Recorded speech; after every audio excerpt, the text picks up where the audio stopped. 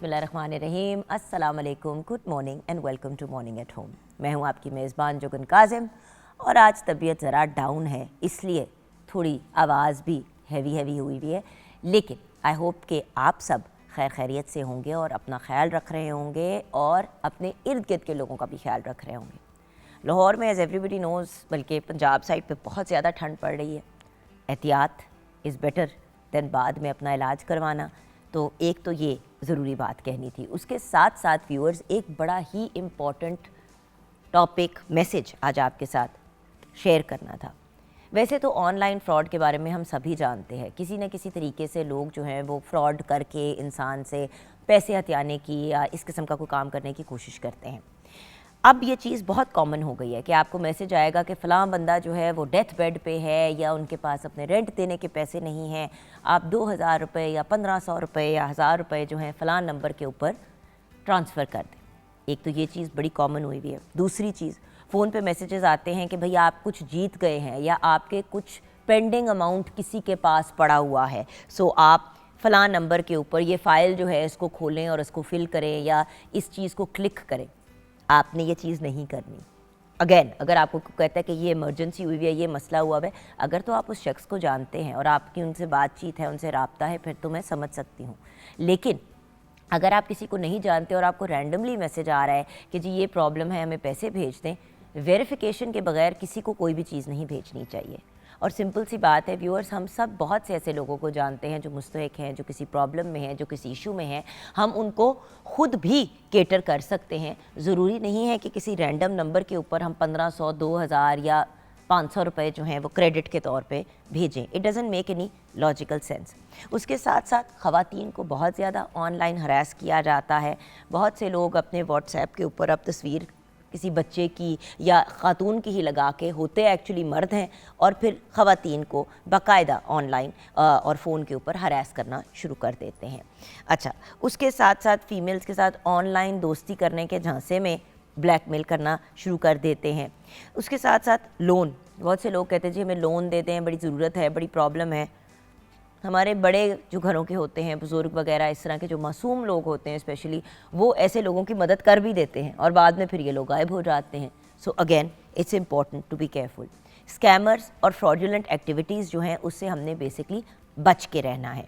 फिर बहुत सी social media की साइट्स हैं जहाँ पे लोगों को ब्लैकमेल किया जाता है। अच्छा, सेलिब्रिटीज़ के पेजेस को भी इस्तेमाल किया जाता है। जैसे कि 2-3 दफ़ा मुझे लोग ऐसे टकरे, उन्होंने कहा अस्सलाम वालेकुम, कैसी हैं आप? मैंने कहा जी वालेकुम सलाम। उन्होंने कहा पहचाना नहीं, मेरी आपसे फ़ेसबुक पर बात होती है। मैंने कहा जी मेरी तो आपसे कभी फ़ेसबुक पर बात नहीं हुई। सॉरी। उन्होंने कहा नहीं बाकायदा मेरी आपसे आपके। अच्छा, उन्होंने एक पेज खोल के दिखाया तो वो मेरा अपना फ़ेसबुक का पेज था ही नहीं। मेरे तो सारे के सारे सोशल मीडिया के फ़ेसबुक, इंस्टाग्राम, यूट्यूब, ट्विटर, ये सारी की सारी चीज़ें जो है मेरी वेरीफाइड हैं।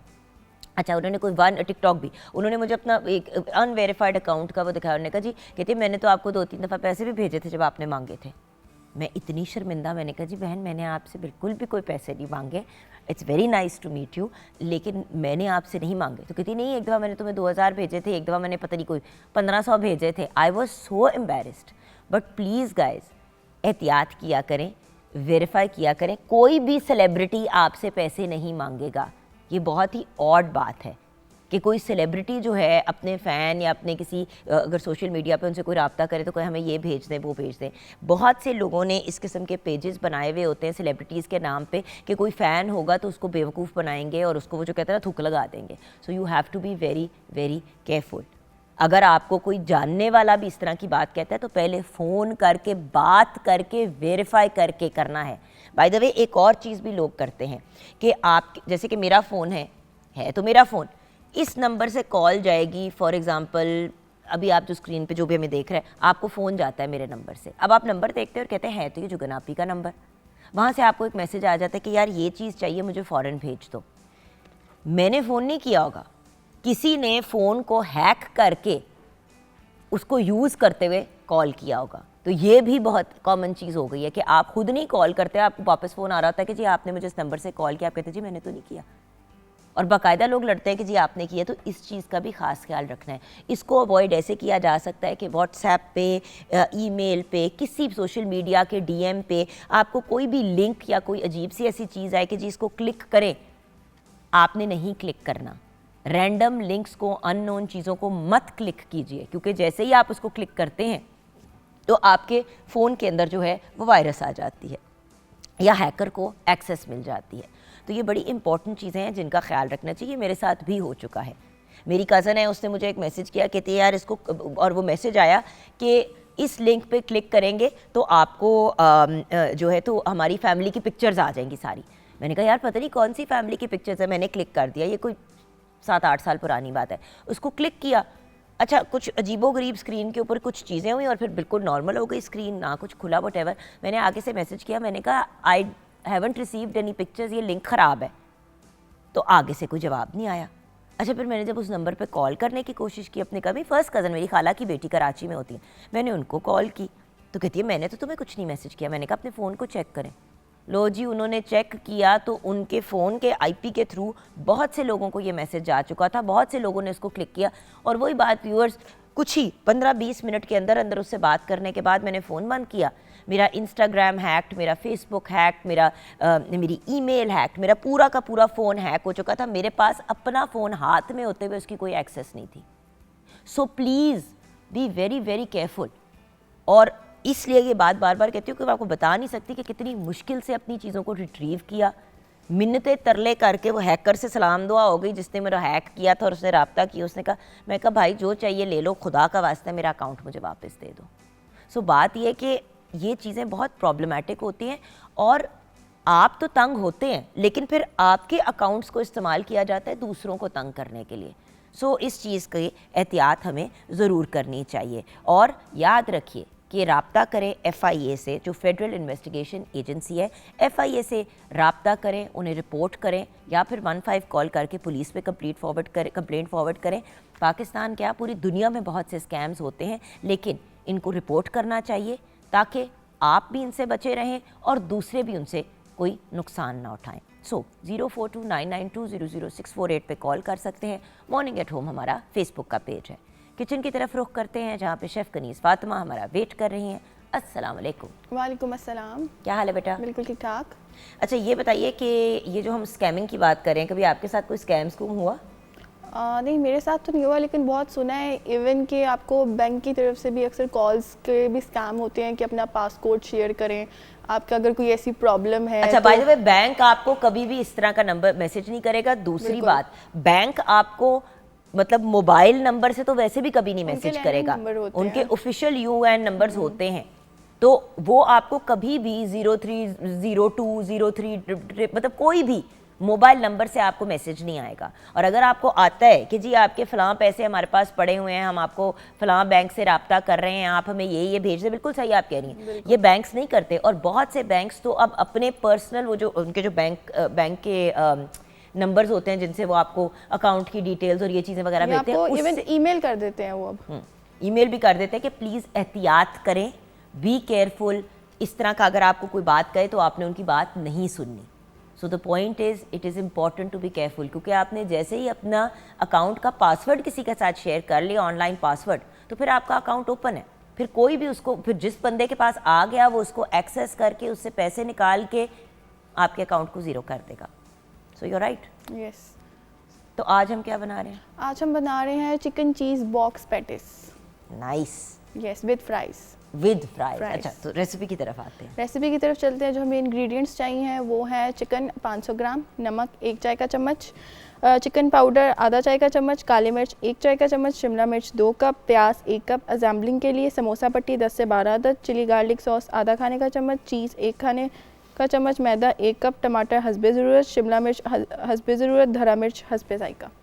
सो इसकी रेसिपी ये है कि इसमें एक तो फर्स्ट ऑफ ऑल आपको जो चिकन है वो बोनलेस चाहिए, उसको आप क्यूब्स वगैरह कट करके सिर्फ नमक, काली मिर्च और ऑयल में उसको आपने अच्छे से पकाना है। पकाने के बाद उसमें आपने सिर्फ काली मिर्च और चिकन पाउडर और नमक डालना है। नमक डालने के बाद उसमें जो वेजीज़ हैं वो प्याज और शिमला यूज़ होगी, वो हल्का सा सिर्फ उसको सौते करना है। सौते करने के बाद वो आपकी एक फिलिंग तैयार हो जाएगी। आप जो समोसा पट्टी होगी उसमें ये चिकन चीज़ जो बॉक्स पैटीज हैं वो 2 समोसा पट्टी से बनेंगे। आपने वो इस तरह क्रॉस प्लस साइन बनाना है। प्लस साइन बनाना है। सो प्लस साइन बनाना है। प्लस साइन बनाने के बाद जो इनर लेयर होगी उस पर आपने चिली गार्लिक सॉस लगानी है, अंदर आपने फिलिंग डालनी है, फिलिंग डाल के देन उसको रैप करना है और फ्राई करने के बाद जो चीज़ का जो स्लाइस होगा ना वो आपने अपने पैटिस के साइज़ के अकॉर्डिंग उसे कट करना है, ऊपर लगा के, जिसमें बिल्कुल बेकरी पैटिस में ऊपर टमाटोज़ एंड कैप्सिकम वगैरह लगे होते हैं और चिली फ्लेक्स को गार्निश किया होता है। सो बिल्कुल ये एग्जैक्ट शेप आपने तैयार करनी है बिल्कुल बॉक्स साइज़ में और इसको फ्राई कर लेना और फ्राइज़ के साथ आप सर्व कर सकते हैं। That's it. Kid serve it with fries. और बात ये है कि मतलब हम लोग नॉर्मली पैटीज़ जाके मार्केट वगैरह से ख़रीदते हैं, एक्सपेंसिव भी बहुत हो गए हैं, अब तो 60 रुपए की 80 रुपए की एक पैटी हो गई, बल्कि शायद उससे भी ज़्यादा की। सो द पॉइंट इज़ घर पे आसानी से बहुत सस्ते अमाउंट में आप ये बना सकते हैं और ये एक बड़ी मज़े की वेरिएशन हो जाती है। और वो जो पफ पेस्ट्री है वो ज़रा थोड़ा लॉन्ग प्रोसीजर भी है और इससे भी ज़्यादा फैटनिंग है बहुत, क्योंकि उसमें बटर बहुत ज़्यादा डलता है। एग्जैक्टली। सो ये एक इजी सी चीज़ है, मतलब समोसे और पैटी के बीच की एक चीज़ है। अगर हम कहें कि समोसे और चिकन पैटीज़ के क्रॉस है तो ये बात गलत नहीं होगी। बिल्कुल। और चिकन चीज़ का तो वैसे ही आपको पता है बड़ा मज़े का फ्लेवर होता है, तो it's almost like mini pizzas also, whatever you want to call it, but try ज़रूर कीजिएगा। एंड क्योंकि आपको पता है कि जब रमज़ान मुबारक की आमद होती है, अभी तो खैर टाइम है, बट लोग जो है ये इस किस्म की चीज़ें ढूंढना शुरू कर देते, तो ये एक बहुत अच्छी रेसिपी है रमज़ान में इफ्तार के वक्त सर्व करने के लिए। तो ये भी आप उसको मद्देनज़र रखते हुए इसको सेव ज़रूर कीजिएगा, इस रेसिपी को। डन? Any other thing? अच्छा, सो वे डन ओवर देयर। व्यूअर्स, जैसे कि आप जानते हैं पाकिस्तान टेलीविज़न नेटवर्क, हम अपनी पर्सनल रिस्पॉन्सिबिलिटी समझते हैं कि उन लोगों को ट्रिब्यूट ज़रूर पेश करें जो हमारे लेजेंड्स हैं। तो आज एक ऐसे लेजेंड की डेथ एनिवर्सरी है जिनका असल नाम तो शेर मोहम्मद ख़ान था, लेकिन आपको जाना जाता था इब्ने इंशा के नाम से। इब्ने इंशा साहब एक बेहतरीन पोइट, कॉलमिस्ट, ह्यूमरिस्ट और सफ़रनामा नफीस थे। आपकी फेमस पोएटिक किताबों की बात करें तो चांद नगर, दिल वैशी शामिल हैं। उसके अलावा बिल्लों का बस्ता आपके बच्चों के जो आपने किताबें लिखी उनमें से एक है। आवारागर्द की डायरी, दुनिया गोल है जैसे माहौल, सफ़रनामा, मतलब बहुत से आपने सफ़रनामे और बहुत सी ऐसी इंटरेस्टिंग चीज़ें लिखी हैं जो बच्चों के लिए, बड़ों के लिए, हर किसी को अप्लाई करती थी। आपको प्राइड ऑफ परफॉर्मेंस से भी नवाजा गया। आपकी डेथ 11 जनवरी 1978 को लंदन में हुई और अल्लाह पाक से दुआ करते हैं कि आपके दर्जात को बुलंद फरमाए। आपकी पैदाइश 15 जून 1927 को हुई थी। तो हम एक छोटी सी ब्रेक की तरफ जाएंगे। ब्रेक के बाद जब वापस आएंगे तो आज हम बात करेंगे एक बहुत ही इंटरेस्टिंग और जो लेटेस्ट एजुकेशन का फॉर्म है या जिसको हम पढ़ाई का तरीका कहते हैं, डिफरेंट किस्म की। आपको पता है कि हमारे यहाँ मेट्रिक सिस्टम भी है, मेट्रिक एंड एफ़ए का भी सिस्टम है, देन हाई स्कूल का सिस्टम भी है, देन ओ लेवल, ए लेवल की तरफ भी लोग जाते हैं। लेकिन एक ऐसा सिस्टम है IB सिस्टम, जिसके बारे में लोग ज़्यादा जानते नहीं हैं और इस वजह से ज़्यादा उस तरफ मुतवज्जो नहीं होते। लेकिन IB सिस्टम एक ऐसा सिस्टम है जो इंटरनेशनली रिकग्नाइज़ किया जाता है और उसके फ़वाइद बहुत ज़्यादा हैं। तो आज IB सिस्टम के बारे में बात करेंगे। जिन लोगों को कन्फ्यूजन है कि व्हाट इज़ IB और ये क्या सिस्टम ऑफ एजुकेशन है, इसके बारे में आज हम नॉलेज लेंगे ब्रेक के बाद।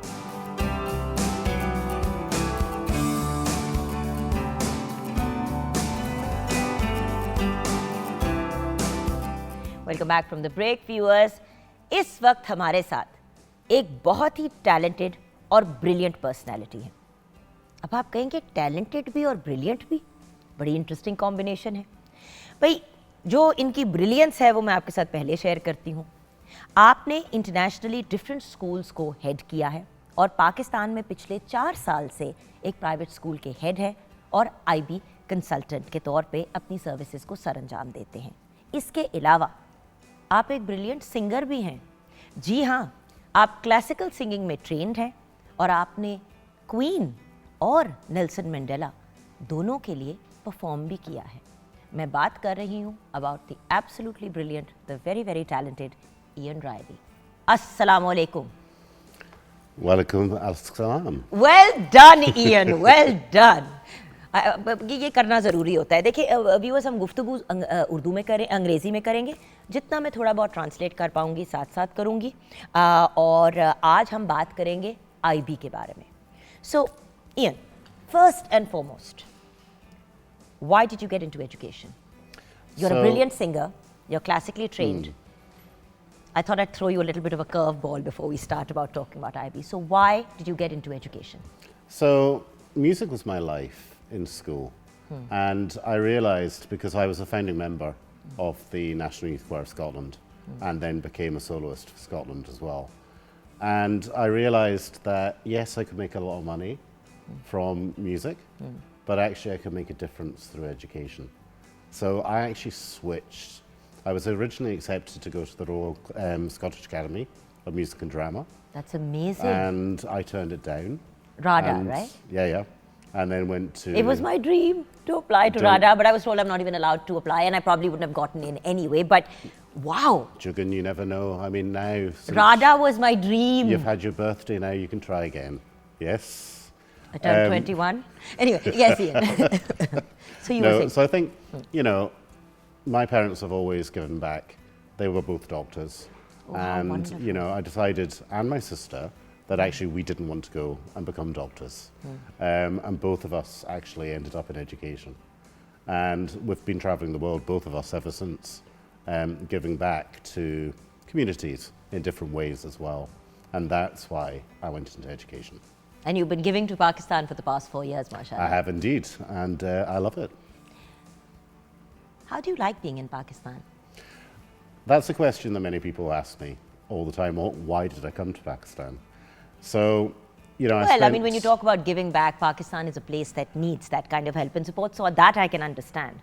What I want to know is how you've liked being in Pakistan. Okay, For 4 so years. of course Pakistan has its challenges. Of course. But I have to say that, you know, overall, working with, you know, all the IB schools within Pakistan, be that from, you know, the rich elite of Pakistan to, let's say, the less fortunate in Pakistan as well, it's been so rewarding. You know, the people are absolutely incredible. The food, now I know, Jugan, that you love nahari. And you love nihari and I also. also love nahari as well. And I have to say that, you know, Lahore in many respects and Pakistan holds a special place in my heart. You know, I've travelled to Multan, I've travelled to Faisalabad, many different places that people just wouldn't go. You know, I've travelled up north. And, you know, to see the difference between, let's say, Lahore and Savat is absolutely incredible. And the hospitality is the best I've seen globally. Why did you choose IB before we get into what IB is? Because there's high school that one can go through the American system, there's O levels, A levels, or the Cambridge system, which is pretty much the same. Then we talk about metric and FA in Pakistan. Okay, metric and FA I understand because that has nothing to do with where you come from, right? But from all these systems of education, why IB? So the story behind that is, of course, I'm from Scotland, which is very much like the north of Pakistan. And, you know, the system that I went through, so I was the final year of the O-level system in the UK before it was scrapped. And, you know, So they you've were- been through O levels I've been yourself. yeah, I have indeed. And, you know, it was very much rote learning. Now, Which we call ratta, basically. yeah. Now, the way that I learn is very, very different. I need to be motivated. And that system didn't motivate me. And I think it doesn't motivate, you know, many of the children today. Most creative people struggle with O and A levels. Yeah. I struggled a lot because I couldn't understand why I had to learn these 5 lines. What was the reason behind it? Why, what, when, where? There were so many questions. And O and A levels and FA and metric don't answer those questions. So you're saying IB does. So then what is IB? So what is IB? IB is, of course, a global network which has been around for 58 years. So it's a lot older than people think.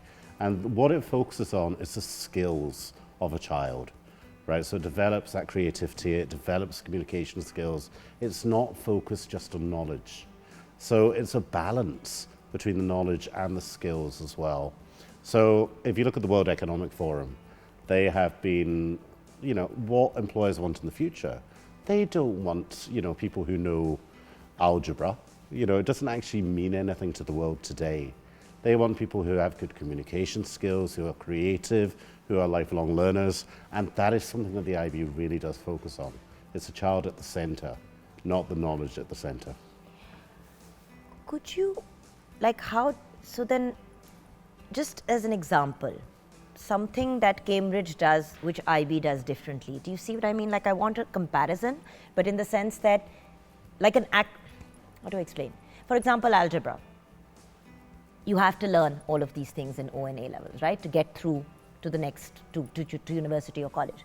How is IB different from that? I'm trying to understand. Okay, so let's go with algebra.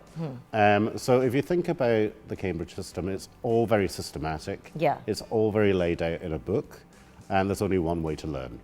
Yeah, and everybody has to do that one way. Absolutely. It's like what I say about astrology. How can there only be 12 stars? There are so many different personalities. It's the same way. How can one system of education work for every single child? It makes no sense. No, absolutely.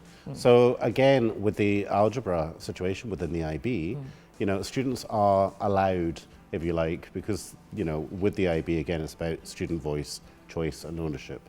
You know, it's allowing them to explore different ways to solve problems. Okay. Right? So they can actually come up with their own solutions. So it might not be the same way that you do it or I do it, but if they get the right answer or they understand the process, that's okay in the end. So is this what you mean when, because anywhere we read anything about you, we hear that you're an advocate of student agency. What does that mean? So again, Because that's a very unheard of concept in Pakistan. absolutely, yeah. And Student kaun, kya? Well- Why student? well, the attitude. I think, you know, when I arrived in Pakistan 4 years ago, because I'd spent 11 years in China, and, you know, I was head of school, I introduced the primary years program, middle years program, and the DP, which is the senior year program into the school. Now, students of any age, it doesn't matter if they're the final years or if they're primary, you know, if you give them a voice, if you give them ownership, right, and if you give them a choice of what they want to do, they will succeed. If you make them sit in the classroom and just do the rote learning, they will not learn. They don't learn, and that's been shown through different research, through Oxford University and Harvard University as well. So an example, you know, I have a brilliant student at my school, and, you know, we set up the TNS Monologue Slam because, again, he's going to be an actor, he's a performer, yeah, and now this is his 4th year of running the TNS Monologue Slam, which has become not only across Pakistan, but across the world. So we have over 1,000 students taking part in it. It's now being sponsored by the youth program, by the government, and also by external agencies, which is brilliant. That is agency. Awesome. We have to go to a break, but I'm going to give a quick little recap to our viewers. Viewers, बात basically ये है कि बहुत से different systems हैं तालीम हासिल करने के. ओ लेवल्स हो गए, ए लेवल्स हो गए, मेट्रिक सिस्टम हो गया, एफ ए हो गया, मतलब ये सारे डिफरेंट मुख्तलिफ तरीके हैं. IB सिस्टम जो है वो स्टूडेंट को प्रायोरिटी पे लेके चलता है कि भाई स्टूडेंट जो है वो एक तरह से अपनी तालीम का इंचार्ज होता है. वो देखता है कि उसको किस तरीके से कौन सी चीज़ की समझ आ रही है. उसको ज़बरदस्ती वही चीज़ नहीं सिखाई जाती. जैसे कि मुझे याद है कि जब मैं छोटी थी तो जब भी मेरे सामने किताब आती थी, आप सब ने वो एक अक्रॉस द बॉर्डर की मूवी देखी होगी, तारे ज़मीं पे, उसमें भी यही होता है कि बच्चे को तालीम हासिल कराने का जो तरीका है वो गलत है. बच्चे का दिमाग तैयार है सीखने के लिए, हमें अपने तरीके को बदलना है. हम जब ज़बरदस्ती हर बच्चे को एक ही तरीके से सिखाने की कोशिश करते हैं तो बच्चा फिर सफ़र करता है, फिर बच्चे के ग्रेड्स नहीं आते और माँ बाप चीखे मारते हैं. और उससे सबसे बड़ी बात, हर बच्चा A स्टार स्टूडेंट नहीं हो सकता. किसी का B आएगा, किसी का C आएगा, किसी का A आएगा, लेकिन हर बच्चे में कोई ना कोई ऐसी सलाहियत होती है जो बहुत अमेजिंग होती है. IB सिस्टम उस टैलेंट या उस सलाहियत को उभार के निकालता है और बच्चे के मिजाज, उसकी टेम्परामेंट और उसके दिमाग के हिसाब से आगे बढ़ता है. तो क्या IB सिर्फ अमीर या इलीट लोग अफोर्ड करते हैं? ये हम जानेंगे ब्रेक के बाद.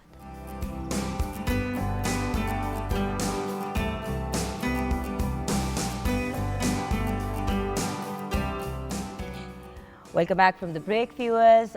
हमारे साथ हैं the absolutely brilliant and very talented. The talented part we will see a little later on in the conversation. We have Mr. Ian Riley with us. I am very lucky to have met Mr. Riley before he came on the program. I met him before, I met him a few times, and I especially requested him to come on the program because usually when you meet a head of a school, there's a certain demeanor, there's a certain attitude, which is sometimes a little off-putting, with all due respect to all heads of schools out there. And I just always feel that if you approach the head of a school, and as a parent, if you feel that they're unapproachable, then how does a student feel? And head of a school, to me, first and foremost, is the head of the students, then anybody else, the teachers and everyone else. So the fact is, I do have to say this on air. It is such a pleasure knowing you, Mr. Riley. You are so wonderful and kind and understanding and empathetic and compassionate towards your students, your teachers, and the parents. That this is something I really wanted to say on air. Thank you so much. And I also wanted to throw you off a little bit because you were on a bit of a roll and you're like, oh dear, now I'm being complimented. What do I do? Because you also don't take compliments too well. So I thought I'd have a little bit of fun with you there as well. But seriously, I mean that from the bottom of my heart. And I would like to thank you from all the parents that have had the opportunity to communicate with you and actually have an audience with you. So thank you. And the fact that you make time for everyone also is amazing. So thank you. Now, I want to know, is IB only for the elite? क्या IB system सिर्फ उन लोगों के लिए है जिनके पास पैसा बहुत ज़्यादा है? It's a question I get asked a lot, and having worked with the IB for over 20 years in multiple roles, I have to say no. And I have to say, Pakistan, of course, has many different levels of education as well, and you'll find that the school's charging 1,000 rupees only, to run the IB system. And you have many trust schools in Pakistan now running the IB system as well. It was never designed for the elite. ये clear की है बात mister Riley ने अभी कि IB system सिर्फ अमीरों के लिए या जिनके पास बहुत पैसा है उनके लिए नहीं है. आज the main reason for calling mister Riley on the programme was आप लोगों को इन्फॉर्म करने के लिए कि अगर आपके बच्चे स्ट्रगल कर रहे हैं, उनको नहीं समझ आ रही कि वो क्या करें, और मतलब ना ओ लेवल ए लेवल काम कर रहा है, ना मेट्रिक सिस्टम उनके लिए काम कर रहा है, ना उनके लिए हाई स्कूल सिस्टम काम कर रहा है, तो IB को ज़रूर ट्राई करें. और पाकिस्तान में ऐसे स्कूल्स हैं जो IB सस्ते में करा रहे हैं. So it is not just for the elite. Okay, now future scope of IB, because you think O level, A level, oh, you'll get into a university abroad or you'll get scholarship in Pakistan. What about IB? Scope kya hai? Again, I think because the IB is such an old system that people don't understand in How Pakistan. old is it? It's 58 years old. 58, yeah, that's Yeah, very old. so it's older than the Cambridge system. Older than O levels. Now, what's really interesting now is that the new chief education officer for the IB globally is actually from Pakistan. Dr. Javed, Yeah. who was at Aga Khan University, was appointed last week and has just taken the role up. So पूरी दुनिया में जो IB, the guy who's the head of IB all over the world, The education part, yes. education part के जो head है, वो actually Pakistani है, Mr. Javed, right? Absolutely. Okay. So this is changing, the landscape as well for Pakistan. Now, with the IB, because it's such a rigorous program, giving students that voice, choice, and ownership at the end of the day, the university acceptances globally are outstanding. And I can talk about not only my school, TNS, but also all the other school groups. That the IB students get into the top Ivy Leagues, they get into the top University Russell Group within the UK, Aga Khan, alums, any university you want to mention, they get in. And actually, when you look सिर्फ पाकिस्तान में नहीं, पाकिस्तान से बाहर भी, both places. Absolutely. And then when you look at the entrance requirements for the IB, because of the rigor, it's actually, in many respects, easier to get into universities globally and in Pakistan than it is with the other systems, shall we say, as well. So it really opens the door. So it's an easier system for creative or I mean, obviously, if you're not going to study, no matter what system you're doing, you're not going to get through. So अगर आप पढ़ेंगे नहीं और आप मेहनत नहीं करेंगे तो फिर कोई भी सिस्टम आपको नहीं अप्लाई करता. लेकिन स्पेशली वो बच्चे जो क्रिएटिव हैं या जो टिपिकल वो जो एक डब्बे में नहीं आप जिनको फिट कर सकते जिन बच्चों को, देखिए कोई भी आप डब्बे में बंदा नहीं फिट कर सकते. IB हर बच्चे के हिसाब से अपने आप को मोल्ड करता है. यानी every child who is in the IB system gets their almost course adjusted according to them. Well, would that be right look, to say?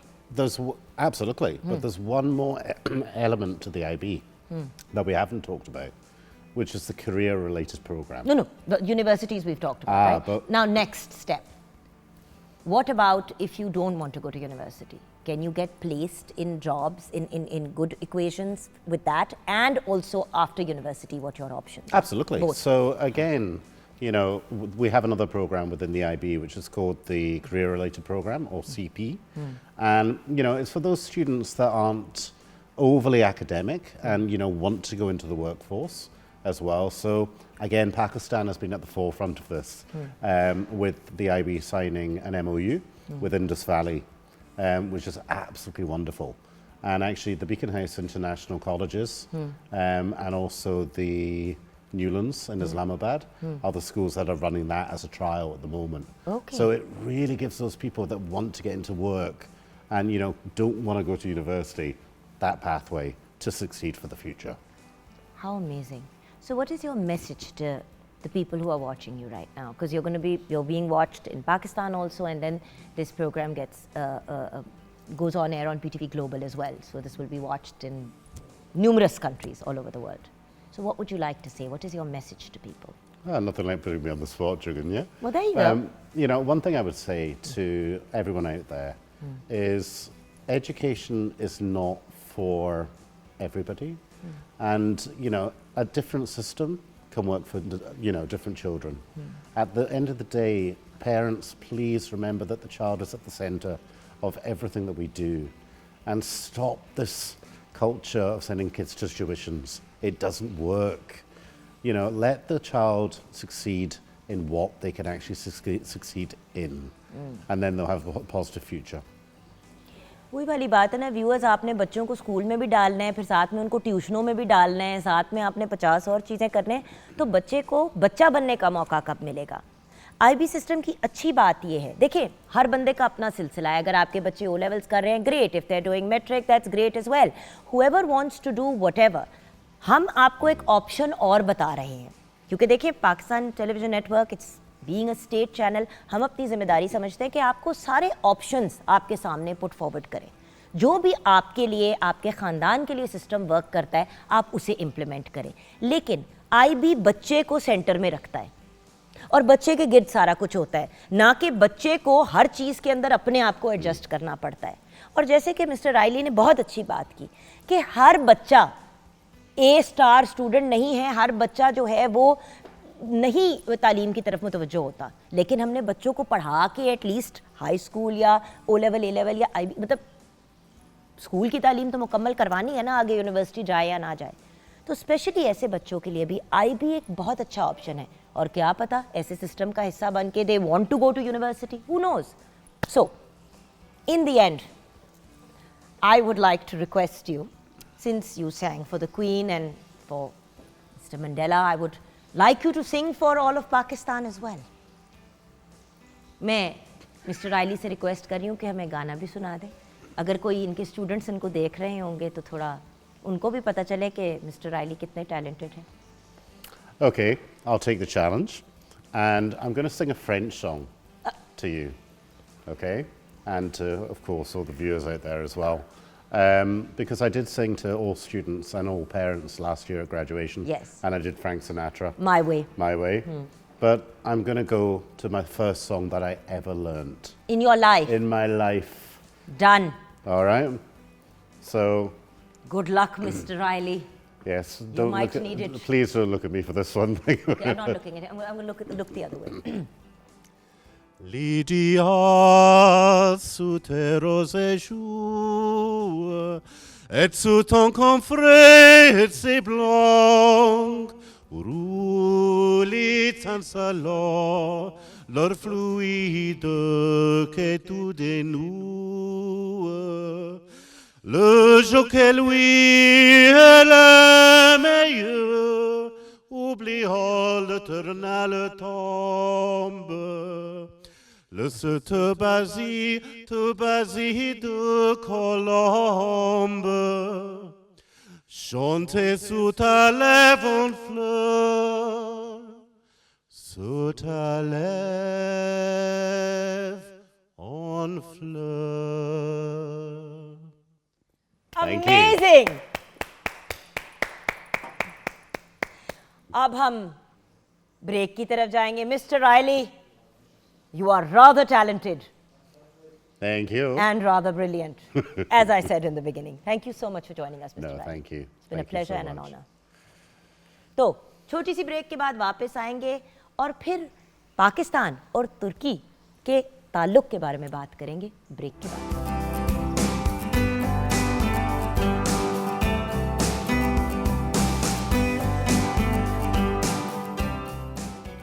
Welcome back from the break viewers. आज हम बात करेंगे पाकिस्तान और तुर्की के ताल्लुक की।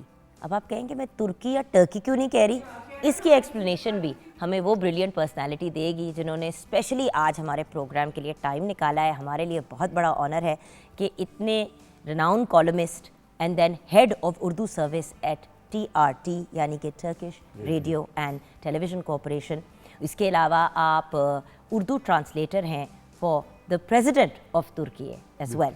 अस्सलाम वालेकुम डॉक्टर फुरकान हमीद। वालेकुम सलाम। डॉक्टर साहब बहुत बड़ा ऑनर है आज हमारे शुक्रिया, प्रोग्राम thank पे। you आज very इतने much. बड़े बड़े लोग हमारे शो पे आ रहे हैं, पढ़े लिखे के समझ नहीं आ रही कि हम क्या करें। तो you.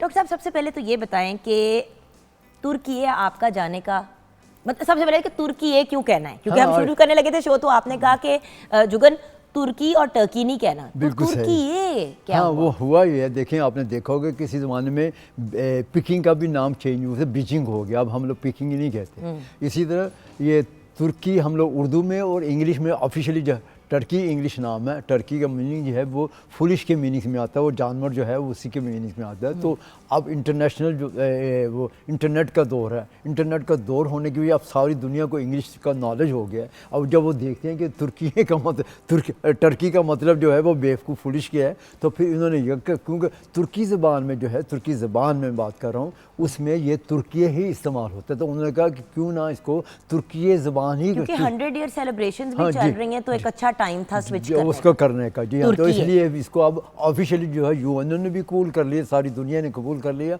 अब ये तुर्की ही से नाम से चलता है। आपकी एज पाकिस्तानी तुर्की के साथ ताल्लुक कैसे बना, लाइक हाउ, आपकी कैसे वहाँ हाँ, ये मैं आपको एक्चुअली मेरे बचपन से हुआ। मेरे वालिद साहब तुर्की गए थे, वहाँ सेंटो, जिससे इस वक्त नेटो इदारा है, इससे सेंटो हुआ करता था। हाँ जी। पाकिस्तान, अमेरिका, ब्रिटेन, ईरान और पाकिस्तान, 5 ममालिक थे उसमें शामिल। तो उनकी पोस्टिंग वहाँ पर हो गई थी तुर्की में। तो वहाँ फिर बचपन मैंने वहाँ बचपन में गुजारे, 4 साल वहाँ पे गुजारे। 4 साल गुजारने की वजह से जो है फिर मुझे तुर्की ज़बान का इल्म हासिल हो गया, तुर्की ज़बान जानने लगा। वहाँ पे कल्चर वगैरह हर चीज़ जो है वो पता चलती रही, क्योंकि वहाँ पे इंग्लिश का जो है कंसेप्ट कोई नहीं था, तुर्की ज़बान ही में जो है सब कुछ चलता है। तो इसलिए तुर्की ज़बान जानने की वजह से मुझे एडवांटेज हुआ। फिर जब वहाँ रहने के बाद मैं एजुकेशन भी हासिल की थी तुर्की ज़बान ही में। तो वापस जब मैं आया तो नमल national institute of modern language, जो कि इस वक्त national university of modern language बन चुकी है, वहाँ पर फिर मैंने तुर्की ज़बान जो है वो पढ़ानी शुरू कर दी। फिर वहाँ पे पढ़ाना शुरू कर दिया। तो आपको पता है कि पहले भी मैं कह चुका हूँ कि जो तुर्की से डेलीगेशन आते हैं उनको इंग्लिश का नॉलेज नहीं होता, वो इंग्लिश नहीं जानते, वो अपनी ज़बान ही प्रेफर करते हैं, वो अपनी ज़बान में बोलना। और अच्छी बात है, हाँ, अपनी जी हाँ। ज़बान को करना चाहिए प्रेफर। जी हाँ, हम उर्दू तो के बारे में इसलिए यही कहते वो हैं। अगर आए भी तो कभी भी वो तुर्की जो इंग्लिश ज़बान नहीं बोलते, वो अपनी तुर्की ज़बान बोलते, फिर उनको उनके लिए जो है वो ट्रांसलेटर की ज़रूरत होती थी। जब मैं नमल में था, national institute of modern language, जो कि अब national university of modern language है, फिर वहाँ पे मैं से डेलीगेशन जो भी आता था तुर्की से, मैं उनका एज ए ट्रांसलेटर इंटरप्रेटर के तौर पर खिदमत सर अंजाम दिया करता तो था। प्रेसिडेंट के साथ आप कैसे हाँ, connect प्रेसिडेंट के ये जब डेलीगेशन, जो प्रेसिडेंट भी है, डेलीगेशन पहले वज़ीरा वगैरह आते थे, तो उनके साथ मैं फिर के ना बाकी जितने भी प्राइम मिनिस्टर वगैरह आ रहे थे, फिर उनके साथ मेरा जो है मैंने शुरू से बाकी जितने भी प्राइम मिनिस्टर हो चुके हैं उनके साथ मैं उर्दू ट्रांसलेटर जो है थ्रू आउट शुरू ही से मैं उनके साथ उर्दू ट्रांसलेटर, इंग्लिश ट्रांसलेटर नहीं, उर्दू, क्योंकि इंग्लिश के बहुत बड़ी तादाद में ट्रांसलेटर मौजूद हैं, लेकिन उर्दू का जो है हम दो ही, एक मैं हूँ, एक मेरे एक और साथी हैं इमरान, वो हम लोग उर्दू के ट्रांसलेशन करते हैं। तो इसीलिए हम लोगों को प्रेफरेंस दी जाती है। जब भी तुर्की के सदर या वज़ीर आज़म, इस वक्त तो वो वज़ीर आज़म का ओहदा ख़त्म हो चुका है, सदर जब भी आते हैं, तुर्की आते हैं, पाकिस्तान आते हैं, तो फिर तुर्की ज़बान ही में वो ख़िताब करते हैं। कौमी समझ में भी देखा होगा, उन्होंने तुर्की ज़बान ही में ख़िताब किया था, उसका तर्जमा जो किया था वो मैंने उर्दू ज़बान में किया था। वंडरफुल। तो ये बताइए कि पाकिस्तान और तुर्की के ताल्लुक के बारे में हमें बताइए। हाँ जी, आपको ये बता दूं, दुनिया में इस अगर जैसे क्योंकि कहते हैं हम ना पाक चीन दोस्ती की तो बहुत बात करते हैं, बट तुर्की के साथ भी तो हमारा इतना खूबसूरत और प्यारा देखें ताल्लुक पाक है। चीन के साथ हमारे हुकूमत की सतह पर ताल्लुकात हैं, अवाम की सतह पर इतने गहरे ताल्लुकात हैं। ये दुनिया के दो वाहिद ममालिक हैं, तुर्की के अवाम और पाकिस्तान के अवाम, जिनके अवाम के दिलों के दरमियान जिसे कहते हैं कि रिश्ता है, एक दूसरे के साथ मिले हुए हैं, एक दूसरे को मोहब्बत करते हैं। यानी पाकिस्तान में कोई भी हुकूमत आ जाए इससे कोई फ़र्क नहीं पड़ता, और तुर्की में भी कोई भी हुकूमत आ जाए कोई फ़र्क नहीं पड़ता, क्योंकि अवाम के दरमियान रिश्ता होने की वजह से, अवाम के दरमियान ताल्लुकात होने की वजह से ये ताल्लुकात वक्त के साथ बढ़ते चले। इसलिए तो ये कहते हैं यकजान दो कालिब, यानी ये किसी और मुल्क के इस्तेमाल नहीं किया जाता। एक कौम दो रियासतें, यानी हम लोग देखा जाए ज़हीरुद्दीन बाबर जो मुगलिया सल्तनत थी, उससे पहले सुल्तान महमूद गज़नवी, ये सब लोग तुर्की थे। तो उसके बाबरी जो है वो तुर्की ज़बान ही में, ये सिलसिला जो है कि हमारा ताल्लुक़ भी जो है तुर्कों ही से, यानी बाबर अगर मुगलिया सल्तनत को देखा जाए वो सब के सब जो है वो तुर्की थे। ये इसलिए पाकिस्तान और तुर्की के ताल्लुक़, फिर आपने देखा होगा कि ताल्लुकात जो हैं जब तुर्की को सब ममालिक ने छोड़ दिया, ये जंग आज़ादी की बात कर रहा हूँ, खिलाफत मूवमेंट की बात कर रहा हूँ, खिलाफत मूवमेंट ख़त्म हो, सल्तनत उस्मानिया ख़त्म हो रही थी, तो बड़े सग़ीर के मुसलमानों ने, ये बड़े सग़ीर के मुसलमान, क्योंकि उससे पाकिस्तान कायम नहीं हुआ था, बड़े सग़ीर के मुसलमानों ने तुर्की की बड़ी मदद की थी। फिर उनकी जो आज़ादी, जंग आज़ादी हुई थी, जिसे कुर्तुरी सवाश कहते हैं, आपने देखा होगा कि पाकिस्तान के अवाम, यानी उस बड़े सग़ीर के अवाम ने अपने ज़ेवरात तक, अपना सब कुछ जो है वो तुर्कों के लिए लुटा। दुनिया में ऐसी कोई मिसाल नहीं मिलती कि आप अपना सब कुछ जो है वो किसी दूसरे मुल्क के लिए लुटा दें। यही वजह है कि जब भी ये 2005 में जो ज़लज़ला आया था, उस वक्त उन लोगों ने कहा था पाकिस्तान इस वक्त बड़ी मुश्किल हाल में। आपने देखा होगा कि बाकी ममालिक की तरफ से एड मिली थी, वो हुकूमत की सतह पर मिली थी, लेकिन तुर्क अवाम ने सबसे बढ़कर मदद की थी, और उन्होंने लिखा था कि हमारी जंग आज़ादी में जिस तरह बरज़ील के मुसलमानों ने मदद की थी, हम उसे आज तक फरामोश नहीं कर सके। अब ये हमारे पे कर्ज़ है कि हम मौका आ गया, हम इन पाकिस्तान के मुसलमानों की मदद करें और ये ज़लज़ले में उनका साथ दें। और सबसे ज़्यादा जो मदद की गई थी वो 2005 में तुर्कों ही ने की थी। अच्छा, टर्की को बने हुए, तुर्की को बने हुए 100 साल हो चुके हैं। बिल्कुल सही। तो इसकी सेलिब्रेशंस के बारे में बताएंगे। 100 साल की सेलिब्रेशंस तो बहुत ज़्यादा होती जी हैं। देखें 1923 में ये रिपब्लिक तुर्की, पहले तो खिलाफत उस्मानिया ही थी, उसके जो फिर जो सिर्फ तुर्कों का एरिया जो था वो रिपब्लिकन तुर्की बन गया था, और अतातुर्क ने इसको कायम किया था 1923 में। अब 2023 में इसके 100 साल हो गए। अब 100 साल होने की वजह से पूरे तुर्की में जिसे कहते हैं कि जश्न मनाया जा रहा है, तो 100 साल होना जो बड़ी अहम बात है। सारे मुल्क में जो है वो ख़ास तौर पर 29 अक्टूबर को, क्योंकि इनका रिपब्लिक डे होता है, उस पर बड़ा ज़बरदस्त प्रोग्राम किए गए थे। सिर्फ अंकरा ही में या इस्तांबुल ही में नहीं किए गए थे, पूरे मुल्क में किए गए थे, और गैर मुमालिक में तुर्की के सफारत खानों में किए गए थे। और अभी ये सिलसिला अभी भी जारी है, यानी कल्चर शो हो रहे हैं, सब कुछ हो रहा है, क्योंकि 100 साल 7 साल जश्न जिसे कहते हैं, 7 साल जश्न मनाने का सिलसिला आज भी जारी है। और 75 ईयर्स पाकिस्तान और तुर्की की दोस्ती को। हाँ देखें ना, पाकिस्तान 1947 में कायम हुआ, लेकिन पाकिस्तान के अगर ताल्लुकात देखे जाएँ पहले से चले आ रहे, जैसे मैं अभी पहले अर्ज़ कर चुका हूँ कि पाकिस्तान के ताल्लुकात बड़े सग़ीर के अंग्रेज़ों से पहले से चले आ रहे। ये अपने ज़हीरुद्दीन बाबर, मुगलिया सल्तनत, उसे सुल्तान गज़नवी, सुल्तान महमूद गज़नवी, जिसने उर्दू ज़बान जो है वो आपने देखा, उर्दू ज़बान के लफ्ज़ भी जो है वो सुल्तान महमूद गज़नवी के दौर ही में रखा गया था, क्योंकि इसलिए रखा गया था उर्दू जो है वो आर्म फोर्सेस के लिए अभी भी तुर्की में इस्तेमाल किया जाता है, ये जो उर्दू जो है। और पाकिस्तान में इसलिए उर्दू इसे किया जाता है कि जो लश्कर था, फ़ौजी लश्कर था, जो मुख्तलिफ़ किस्म के, उसमें पंजाबी थे, सिंधी थे, बलोची थे, ये सब एक जगह जब जमा हुए सुल्तान महमूद गज़नवी के दौर में, तो फिर उर्दू ज़बान की, चूँकि कोई सिंधी बोल रहा है, कोई पंजाबी बोल रहा है, ये तो फिर वो ज़बान जो है एक नई ज़बान मार्ज़ वजूद में आई, जिसे उर्दू का नाम, यानी उर्दू था, जो वक्त के साथ साथ उर्दू होती चली गई।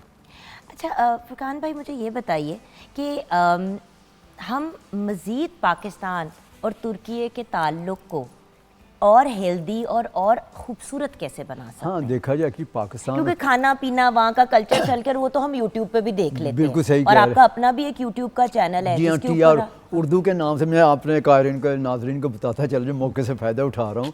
टी आर उर्दू में मैंने आज का सदर रजब तैयब एर्दोआन की लाइफ सक्सेसफुल लाइफ के बारे में 7 प्रोग्राम तैयार करके डाल दिए हैं। अब तीसरा प्रोग्राम आज या कल जाएगा, इसमें आप जा सकते टी आर उर्दू जो है उसमें जाके आप सदर एर्दोआन के बारे में सारी लाइफ कैसे उन्होंने स्ट्रगल की, किस तरह वो इतने मुश्किल हालात से गुजरे और इस वक्त जो है वो दुनिया के अजीम लीडरों में से एक हैं, कैसे ऐसा हुआ, किस तरह हासिल किया, ये सारा कुछ मैंने ये भी एक बाय द वे तरीका है अपने ताल्लुक को अच्छा रखने का। देखिए ना, आप उनको रिकग्नाइज करें, उनके लीडर्स को रिस्पेक्ट और रिगार्ड दें, वो हमारे को देंगे।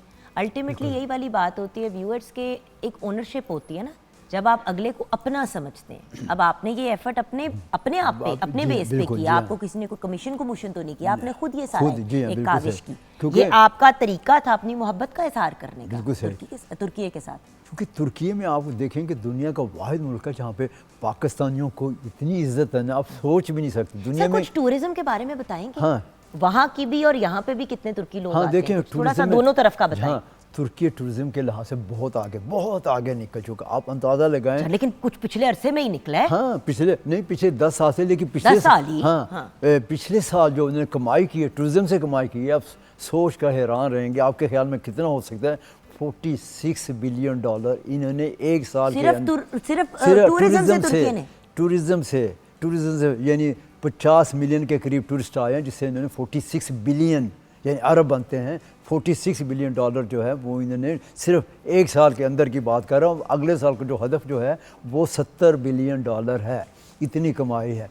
पाकिस्तान के साथ एक्चुअली तुर्की ने ये शुरू किया था ऑपरेटर्स ट्रेनिंग सिस्टम जो है वो क्योंकि पाकिस्तान के इलाके जब आप देखती हैं तो वो पाकिस्तान में टूरिज़म के बड़े मौके मौजूद है। पाकिस्तान का ख़ास तौर पर नॉर्दर्न एरिया जो है वो दुनिया में इस किस्म का एरिया कहीं भी मौजूद नहीं। लेकिन बदकिस्मती से मैं ये कहूँगा कि हमारे यहाँ वो फैसिलिटीज़ मौजूद नहीं हैं, आवाम का शऊर नहीं, आवाम जो है बेशऊर हैं कि उनको गैर मुल्कियों के साथ किस तरह बिहेव करना, उनको किस तरह जो है जजमेंट करनी है, उनको किस तरह होगा तो सीख जाएंगे ना। जी हाँ, वही तो बात है ना कि भैया देखिए, जितना हम जेन्युइन देखें, अगर कभी कभार कोई वेस्ट का बंदा आपको नजर आता है, मतलब क्या पाकिस्तान से बाहर का बंदा नजर आता है, तो लोग हैरान परेशान हो जाते हैं। जब रेगुलर आना जाना होगा, अब देखें ना तुर्की में हर मुल्क के लोग घूम रहे होते हैं, कोई मुड़ के भी नहीं देखता, मुड़ के भी नहीं, यही मैं कह रहा हूं, बल्कि आपको बड़ा अकोमोडेट किया जाता है, बड़ा फैसिलिटेट किया जाता है। मैं खुद 2 दफा जा चुकी हूँ तुर्की, बहुत खूबसूरत। जी हाँ, और यही है पाकिस्तान में अगर नॉर्दर्न एरिया में तुर्की के साथ मिलकर अगर ये प्रोग्राम किया जा सकेगा, एग्रीमेंट तो हो चुका हुआ लेकिन अभी तक इम्प्लीमेंटेशन नहीं हुई। तुर्की के जो टूर ऑपरेटर्स हैं वो पाकिस्तान को ट्रेनिंग के लिए उन्होंने शुरू किया हुआ, लेकिन ये कब यहाँ पे शुरू होता है, क्योंकि पाकिस्तान में टूरिज़म के लिहाज से बड़ी बहुत कुछ मौके मौजूद हैं, हमें इससे फ़ायदा उठाने की ज़रूरत है लेकिन उठा नहीं पा रहे। बाय द वे सिर्फ ये गवर्नमेंट पे रिस्पॉन्सिबिलिटी नहीं पड़ती, आप अगर तुर्की में भी देखें तो बहुत से इंडिविजुअल्स ने और कंपनीज ने ऐसी चीज़ें क्रिएट की, रिजॉर्ट्स ये वो वेरियस चीज़ें खुद क्रिएट की हैं। हर चीज़ का मलबा हम गवर्नमेंट पे नहीं डाल सकते, हमें खुद भी रिस्पॉन्सिबिलिटी लेनी है।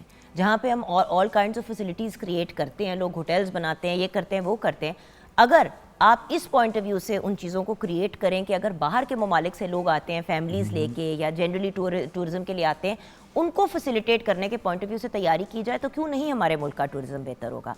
अच्छा सर, आखिर में आपका पैगाम क्या है व्यूअर्स? हाँ, पैगाम ये है कि हमारे दोनों ममालिक के दरमियान बड़े गहरे ताल्लुकात हैं, लेकिन ये गहरे ताल्लुकात जो हैं ट्रेड में, तजारत में ना होने के बराबर हैं। सिर्फ 75 साल के अरसे में हम लोग जो है $1 बिलियन के करीब तजारती हजम जो है वो कायम कर सकें, जबकि आप बाकी ममालिक के साथ देखते हैं तुर्की के जो अभी सेंट्रल एशिया की रिपब्लिकन आज़ाद हुई थी 1990 में आज़ाद हुई, वो इस वक्त जो है $5 बिलियन के करीब जो है उनका हजम वह हो चुका है। पाकिस्तान के साथ क्यों नहीं हो रहा? पाकिस्तान को भी इस सिलसिले में फौरी तौर पर कदम उठाने की ज़रूरत है, क्योंकि तुर्की में बड़े मौके हैं पाकिस्तानियों के लिए, इससे मौका है, मौके से फ़ायदा उठाएँ और पाकिस्तान तुर्की की अगर ताल्लुकात को मज़ीद मजबूत करना है वो ज़रूर इससे करें। और आपके चैनल्स में एक और मैं चीज़ कहता चला जाऊँ जो पाकिस्तान के तलबा के लिए बड़ी अहमियत की हामिल होगी, जबकि अगर प्रोग्राम ख़त्म कर रही हैं, ये तुर्की पाकिस्तानियों के लिए स्कॉलरशिप, दुनिया के स्टूडेंट्स के लिए स्कॉलरशिप का सिलसिला शुरू किया है। और बहुत से बच्चे ऑलरेडी पाकिस्तान से जा भी चुके हैं जिनको अवेयरनेस है हाँ जी,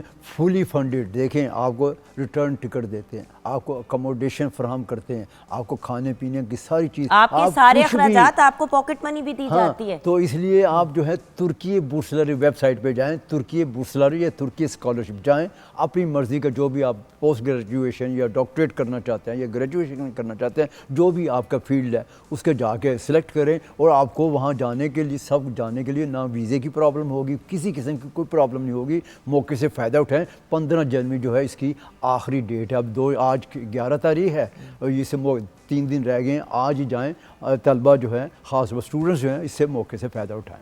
you see, thank you so much doctor साहब, बहुत बहुत शुक्रिया आज हमें ज्वाइन करने का। हम ऑन एंड ऑफ आपको तंग करते रहेंगे आपसे, आप तो एक इंसाइक्लोपीडिया इन्फॉर्मेशन की तुर्की के बारे में। लेकिन व्यूअर्स, एक बात ज़रूर यहाँ पे कहूँगी, अब जैसे कि हमने थोड़ी देर पहले IB सिस्टम की बात की, एक ऐसा सिस्टम जिसके बारे में बड़े कम लोग जानते हैं। जंगल में मोर नाचा किसने देखा, बात करेंगे तो पता चलेगा। अब अभी हमने बात की कि भाई मतलब वो जो कहते हैं ना कि अपनी हाई स्कूल टाइप कंप्लीट करने के लेवल तक आप क्या कर सकते हैं। आगे लोग सोचते हैं अच्छा जी बच्चों ने पढ़ लिया अब क्या करें, यूनिवर्सिटी के तो हमारे पास पैसे नहीं हैं। अगर आपका बच्चा तालीम में अच्छा है तो, और अगर बहुत ज़्यादा अच्छा नहीं भी है तो फिर भी जाके देखें, डिफरेंट कैटेगरीज के डिफरेंट बच्चों के लिए तुर्की जो है वो स्कॉलरशिप्स प्रोवाइड कर रहा है। ये भी उनका एक तरीका है अपने पाकिस्तानी भाई बहनों के साथ सपोर्ट और मोहब्बत शो करने का। तो आप टर्की स्कॉलरशिप डालें, तुर्की स्कॉलरशिप डालें ऑनलाइन, और आपके सामने वेबसाइट आ जाएगी और अप्लाई करें। फुली फंडेड स्कॉलरशिप भी आपके बच्चे दुनिया में इस किस्म की स्कॉलरशिप कहीं भी अवेलेबल नहीं होती। Thank you so much sir. छोटी सी ब्रेक के बाद वापस आएंगे, आप हमारे साथ रहिएगा।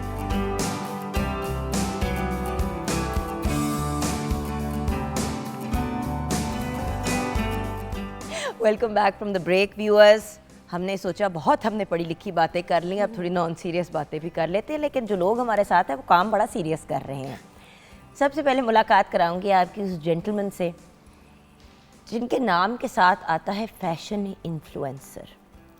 बेहतरीन मॉडल और एक्टर हैं, क्योंकि साथ में लिखा हुआ था फैशन इन्फ्लुएंसर तो मैंने कहा मैं इसको छेड़ने के लिए कहती हूँ।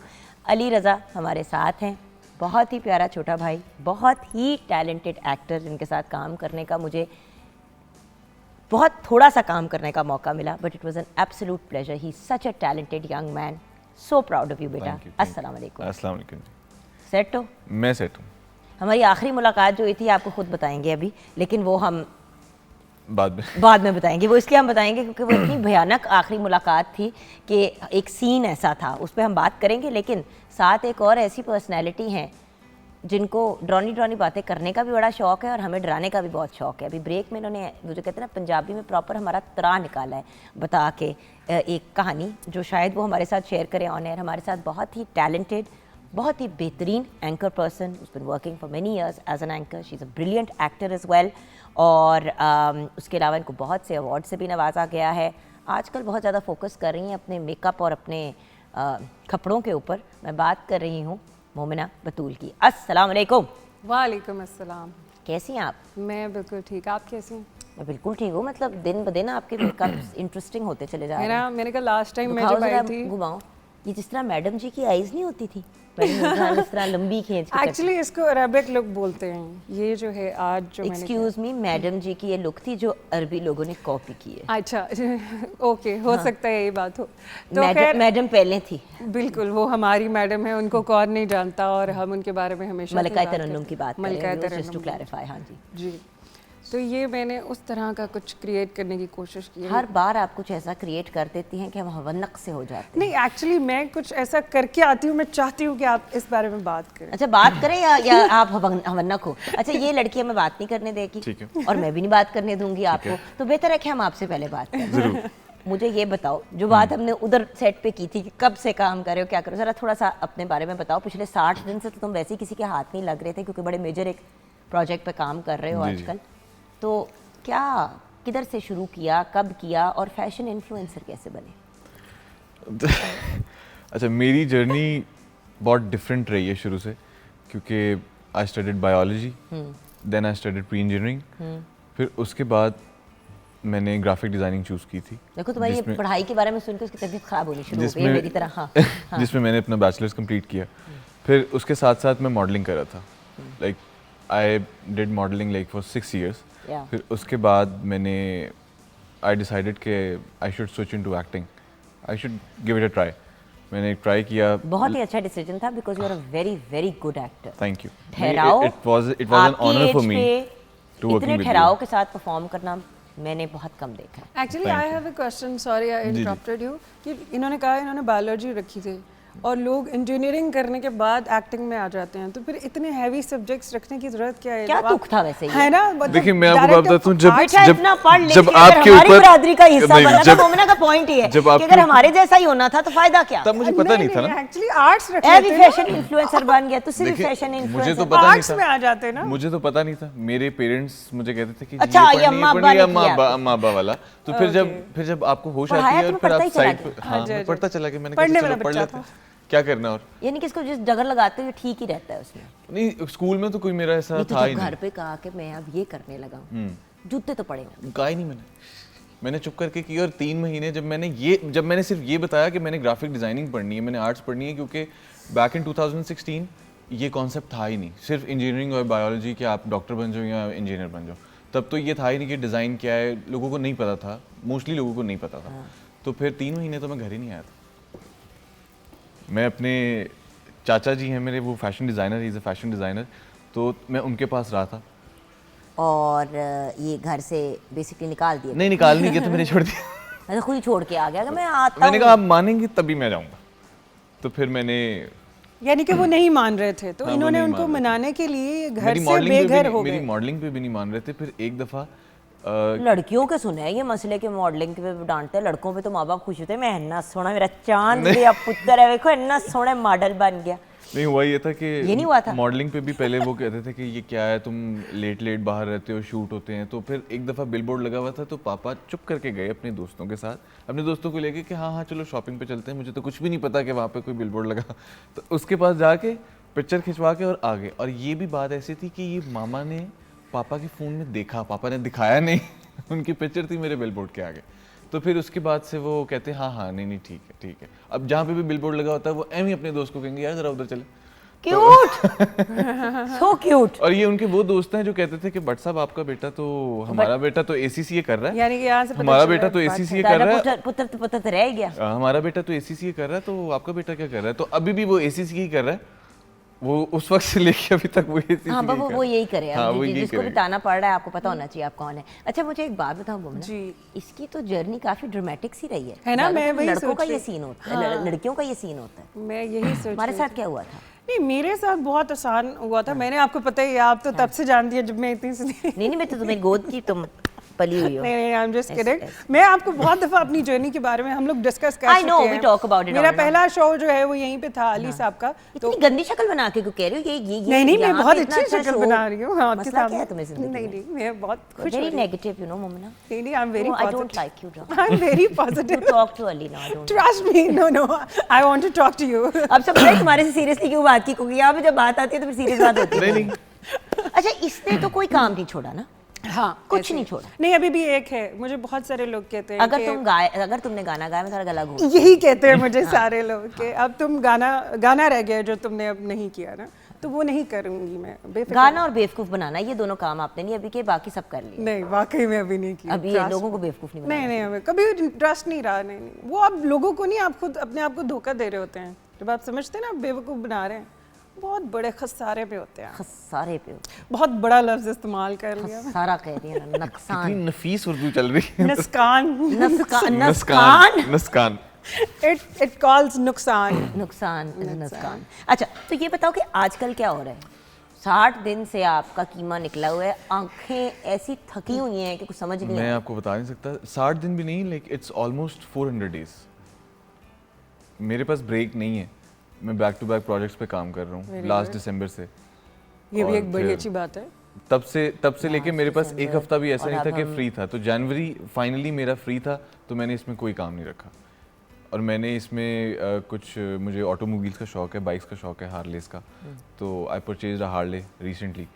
तो फिर आजकल बच्चे को पढ़ाओ लिखाओ और फिर वो चलो ना उस तरफ जाए जो आप चाहते हैं, फिर आप चलो एक बच्चा एक्टर मॉडल बन गया, माँ बाप ने कहा वाह चलो चलो सेटल हो गया, अच्छा हो गया, फिर बच्चा बाइक खरीद लेता है। देखिए ये बाइक इस पे क्या रिस्पॉन्स घर वालों का? मैं इस पे रिस्पॉन्स जानना चाहिए, समझ आ कुछ गई नहीं, आपके मेरे पास parents पहले की। भी बाइक्स थी बट मेरे कुछ एक्सीडेंट हुए तो पापा ने मुझे कहा कि यार सेल कर दे। कुछ एक तो नहीं कुछ तो पापा ने मुझे कहा सेल कर दे।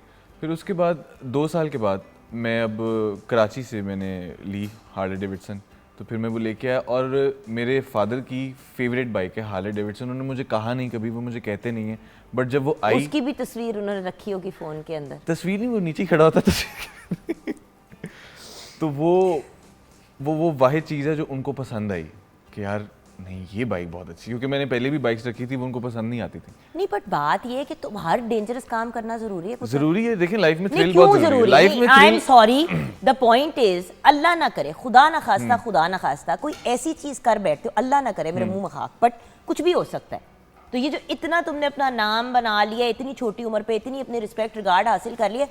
Look as anchors both of us, हम कितनी दफा ऐसे इंसिडेंट्स की बात कर चुके हैं कि अच्छा खासा नॉर्मल, तो जरूरी है हर तरफ पंगा करो। देखें ये चीज, फिल्म में चला लेना बाइक। ये चीज मेरे ब्लड में है, मैं कुछ कर नहीं सकता। मेरे फादर भी बाइकर थे, मैं भी हूँ बाइकर और मैं रहूंगा, मैं कुछ भी नहीं कर सकता, मेरा है शौक। और बेचारी अम्मी का क्या हाल होता होगा ये हालात? कुछ नहीं, वो मुझे बस यही कहती है कि ध्यान से।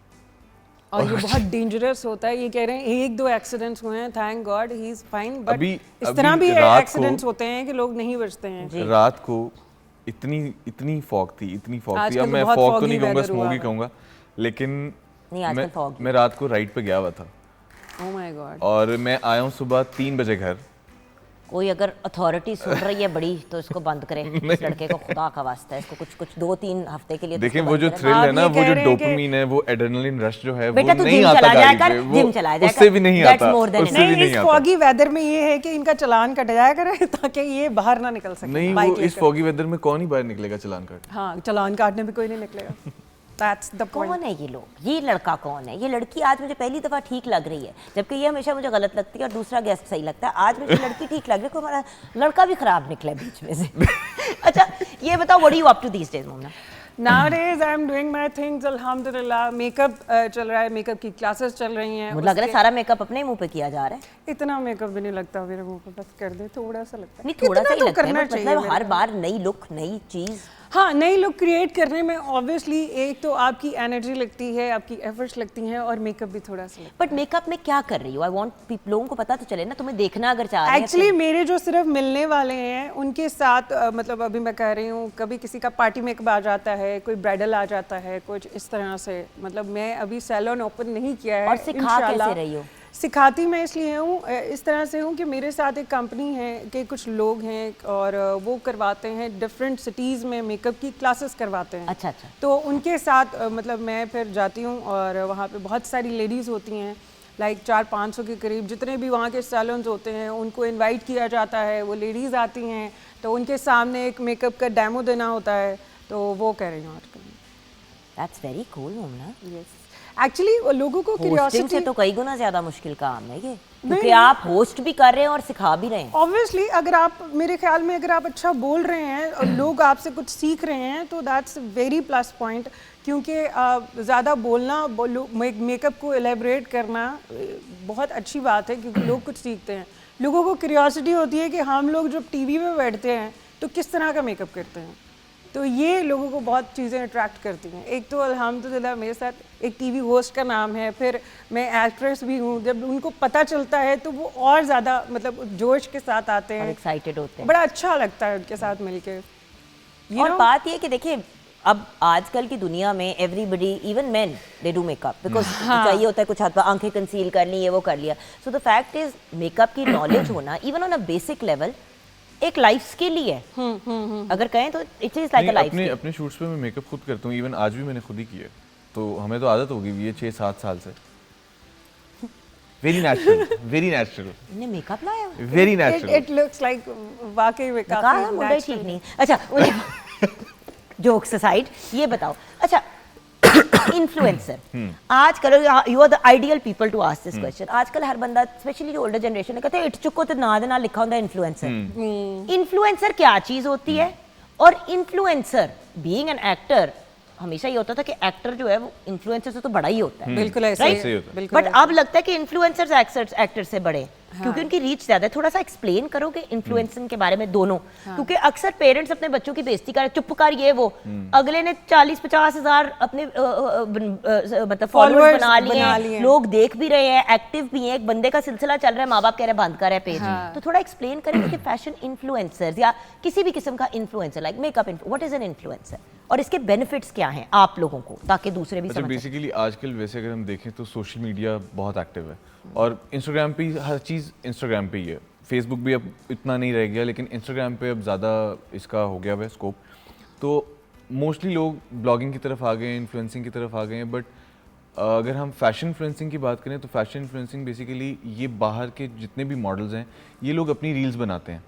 ये लोग इन लोगों को ब्रांड्स कपड़े भेजते थे और ये अपने कंटेंट से, मेरे पास लिबर्टी ये है बीइंग अ फैशन इन्फ्लुएंसर, मेरे पास लिबर्टी ये है कि जब मुझे ब्रांड कपड़े भेजता है ना तो मैं बाउंड नहीं हूँ, मैं अपनी मर्ज़ी का कंटेंट बनाऊँगा, मैं अपने तरीके से कंटेंट बनाऊँगा। मुझे क्रिएटिव कंटेंट बनाना है मैं बनाऊँगा, मुझे जिस तरह का मर्ज़ी कंटेंट बनाना है मैंने बनाना है, मैंने उनके बस कपड़े दिखाने हैं। इसमें ट्रांजिशन रील्स आती हैं और इसमें डिफरेंट चीज़ें आती हैं। इन्फ्लुएंसर बेसिकली यही है कि आप लोगों को influence इन्फ्लुएंस कर करता रहे है हो कि आप उनके ये प्रोडक्ट को उनकी लें। प्रोडक्ट को लें। अब उसके अंदर भी टाइप्स होती हैं कि आप बोल के बता रहे हो कि आपने वीडियो ऐसी क्रिएट की है, कंटेंट ऐसा बनाया और है दूसरी कि वो बात, आप automatically सिर्फ अच्छा है। इश्तिहारी प्रोग्राम है या फिर आप वो genuine। करते हैं जो आपको पसंद आता है। I know that both of you आप उसी चीज के बारे में बात करते हैं जिसको आप मतलब जो आपको अच्छी लगती है। एग्जैक्टली हम एक्चुअली आजकल जो है सॉरी नहीं, it's okay, it's छोटे से छोटा जो ब्रांड है, लाइक अगर किसी ने चीक बोन्स के वो आजकल टेंट्स आए हैं, अगर उसने वो अभी एक बॉटल उसने लॉन्च की है तो वो आपको भेजेगा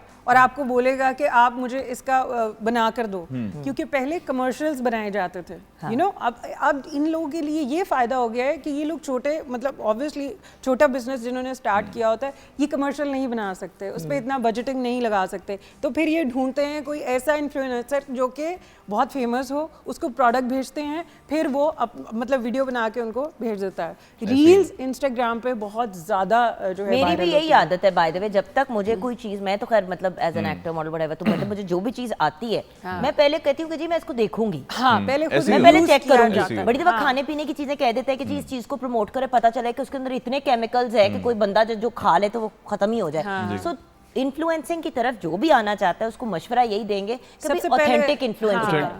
आप पहले प्रोडक्ट चेक करो कि आप जो चीज़ बता रहे हो वो सही है कि नहीं, क्योंकि काफ़ी लोगों को वो चीज़ सूट नहीं करती। हाँ इनफैक्ट आप खुद पहले इस्तेमाल करो, जरूरी नहीं है हर एक स्किन टाइप को क्रीम यूज कर जाए, मतलब इस्तेमाल Exactly. इसलिए वो नहीं फैशन करते। इन्फ्लुएंसिंग ठीक है, कपड़े सही। अच्छा फिर उससे ख्याल है हमारी जो शेफ भी एक इन्फ्लुएंसर ही हैं, तो हमें ये बताइए कि आपकी सिचुएशन क्या है।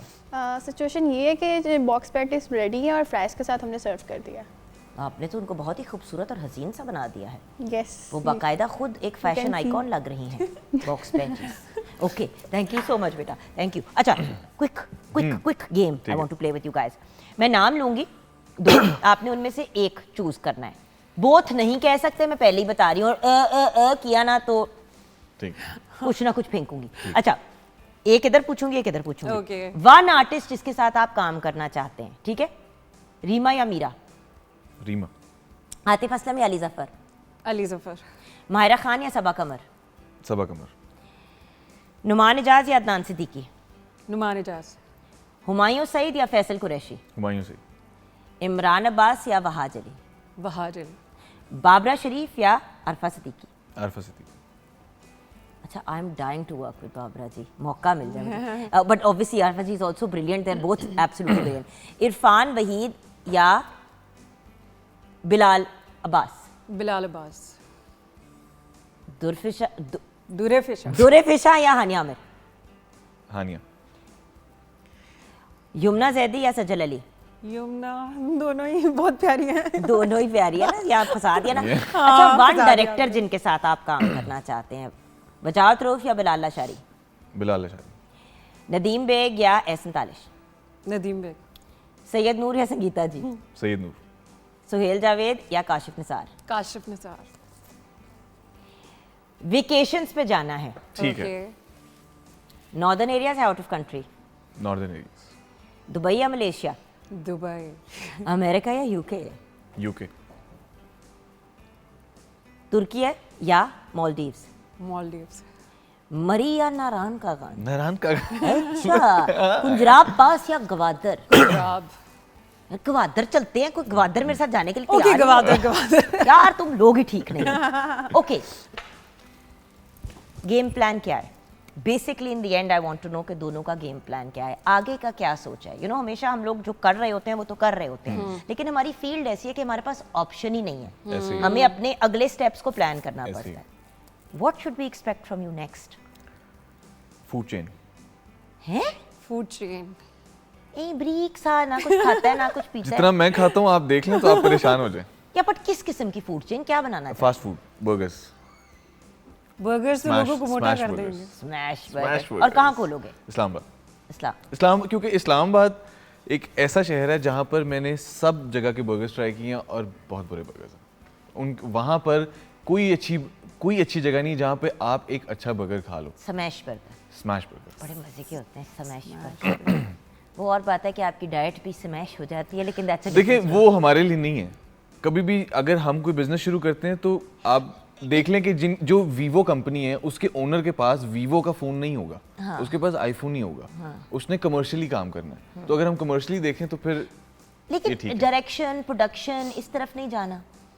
देखो, जा एज एन सकते हैं। एक्टर वो तो कर रहे हो, बट से 20 इयर्स फ्रॉम नाउ और 10 इयर्स फ्रॉम नाउ, चलो फूड चेन तो खोल ली, वो तो एक साइड बिजनेस हो गई ना। That can't be your mainstay because you are too talented. नहीं कह सकते हैं, बट फूड चेन में भी ऐसा होता है कि कब तक आप एक्टिंग करोगे। एक सारी जिंदगी। सारी जिंदगी आप करोगे। मैं कबीर खान साहब क्लासिक एग्जांपल, आखिरी सांस तक वो काम करते वो हुए आप ठीक कह रही हैं। हाँ। अब वो हमारा पैशन है, हमारी हॉबी है। मेरी तो हॉबी, मेरा पैशन है वो, ठीक है कि मुझे ये काम करना है और मैं शौक से करता हूँ। लेकिन कि जहाँ जब से शौक खत्म हो जाएगा, शौक खत्म वैसे नहीं एक्चुअली होगा। ये शौक है, वो बिजनेस होगा, वहां हाँ, से पैसे वहाँ आएंगे। से पैसे आएंगे क्योंकि आपको हाँ। पता है एक्टिंग से क्या है। एक्टिंग से पैसे आते हैं। एक्टिंग से पैसे आते हैं। आते हैं बिल्कुल आते आते हैं। हैं। मोस्टली जो आपकी इंडोर्समेंट्स होती हैं उससे ज्यादा आते हैं। फिर भी ये साइड बिजनेस करना चाह रहे हैं। हाँ, लेकिन ये मेन पता नहीं बिजनेस क्या होगा खरबपति बनने के चक्करों में इंशाल्लाह तुम्हारे सारे इंशाल्लाह। ख्वाब। या फूड चेन या फिर ऑटोमोबाइल्स, बाइक्स। हाँ नहीं, तू खुदा का वास्ता नहीं, वो तो- तू बर्गर बना, बर्गर बना। बाइक की तरह मना कर दिया मैंने। अच्छा आप बताएं मैडम, इंशाल्लाह ताला मैं डायरेक्शन में आना चाहूंगी नेक्स्ट। आपके सैलून का वेट कर रहे हैं हम, मैं जो आपने डायरेक्शन झूठा के वादा साथ 70 साथ साल पहले सैलून से- भी करूंगी इंशाल्लाह ताला, बिकॉज यू नो आप जो चीज़ शौक से कर रहे हो ना, तो वो मेरे ख्याल में आपको ज़िंदगी में करना चाहिए। क्योंकि अभी मैं होस्टिंग कर रही हूँ तो वो भी मैं बहुत ही पैशन के साथ कर रही हूँ, दिल से करती हूँ, और पैशन और फैशन दोनों के साथ आप दोनों के साथ करती हूँ। पैशन भी मेरा जी, फैशन भी मेरा। जी मुझे पता है, सब कुछ evolve in Actually- one stop shop है ये। मैं मेकअप भी अपना खुद ही कर लेती हूँ शोज़ में, और अपनी ड्रेसिंग भी मैं खुद ही सारी डिज़ाइनिंग करती हूँ। और मेरे शो में कोई डायरेक्टर नहीं है जो कि मुझे डायरेक्ट करे। I am the only one कि मैं अपना शो खुद ही डायरेक्ट कर रही हूँ। तो इंशाल्लाह ताला इन फ्यूचर जो है मैं इन फ्यूचर डायरेक्शन में, यार सो नॉटी यू नो। ये पता है कि वो शक्ल ऐसे बेचारी ने बनाई है क्योंकि बातें करी थी, तो मैंने कहा अल्लाह,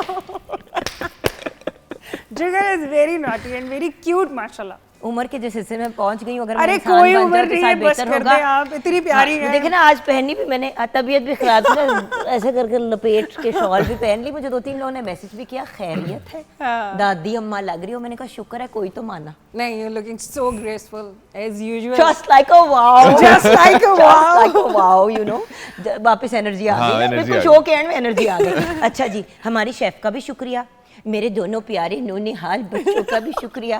अल्लाह आपको मजीद कामयाबी से नवाजे आमीन। और आप एक्टिंग की तरफ मुतवज्जो रहें, साइकिलों से जरा दूर रहें, और साइकिलें मोटरसाइकिलों से आप दूर। सेम डिफरेंस भाई, डेंजरस इज डेंजरस। मैं क्योंकि मैं इसके साथ काम कर चुकी हूँ, ये बहुत टैलेंटेड लड़का है, और ये अगर अपने टैलेंट को वेस्ट करेगा स्टेप अवे करके एक्टिंग, नहीं। यही गोडे जो बाइक से पीछे थे वो हम दोनों बहनें मिलके तुम्हारी गोडे, तोड़ेंगे। What a word, it's a गोडास। इट्स अ गोडास। इसी गोडा नोट पे हम अपने शो को कंक्लूड कर रहे हैं। भाई आज बड़ी सीरियस बातें भी की, फिर हम बड़े शदीद नॉन सीरियस हो गए। मॉर्निंग एट होम में हम कुछ भी कभी भी कर सकते हैं। कल क्या होगा ये तो अल्लाह जानता है। जिंदगी रही तो कल मुलाकात होगी। खुदा हाफिज़।